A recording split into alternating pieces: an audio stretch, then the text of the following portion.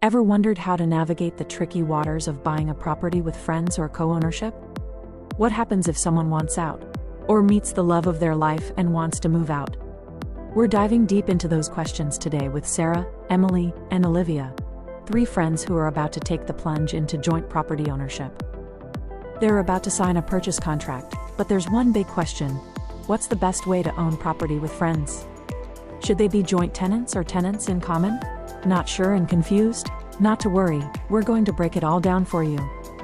Join them as we explore the two different types of ownership structures available, and maybe help you too make an informed decision. Understanding these two different types of ownership can make a big difference, as they both can have different share allocations, as one holds equal ownership and the other type holds a designated share of the property value. Here are the main ownership types. There are joint tenancy and tenants in common, two common forms of ownership here in Australia. Let's start with joint tenancy. Joint tenancy is a popular choice. This structure is typically used by married couples or de facto partners. With joint tenancy, you both own the property equally. Think of it like this: you each own 50% of the whole property, not just one half each. However, it's important to understand the concept of right of survivorship. If we look at an example of a joint tenancy, if one of the couple, unfortunately, passes away, the other person automatically becomes the sole owner of the property. This happens even if there's something different written in the will. It can be an advantage, because it avoids all the legal hassle and delays of going through probate. Now, with tenants in common, this one's a bit more flexible for co-ownership. You can own the property in unequal shares. For example, if we revert back to the three friends, Sarah, Emily, and Olivia, let's say Olivia owns 40% and Sarah and Emily each own a share of 30% each.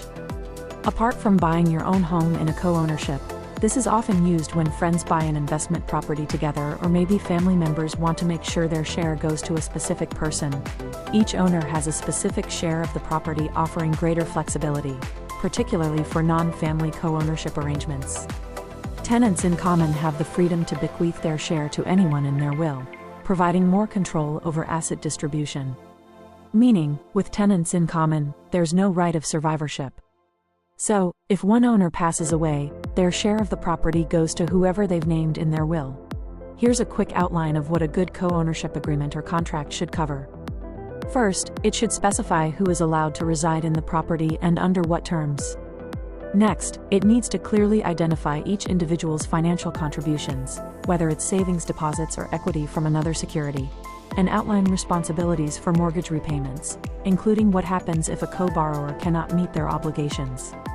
The agreement should also detail how property expenses, like rates, utilities, and insurance, will be divided. Maintenance responsibilities for the property must be clearly assigned as well, plus additional funds set aside for those expenses that will arise in the future. Additionally, it's important to include a checklist for steps to take if one co-owner decides to sell their share of the property. And finally, a dispute resolution clause should be included to manage disagreements among co-owners. This type of structure ensures clarity and protects everyone's interests in a co-ownership situation. In tenants in common, you have the freedom to specify your ownership share, which can be equal or different for each individual owner.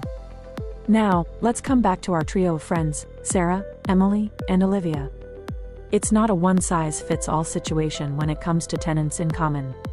With Sarah, Emily, and Olivia, each contributed a different amount for the required loan deposit.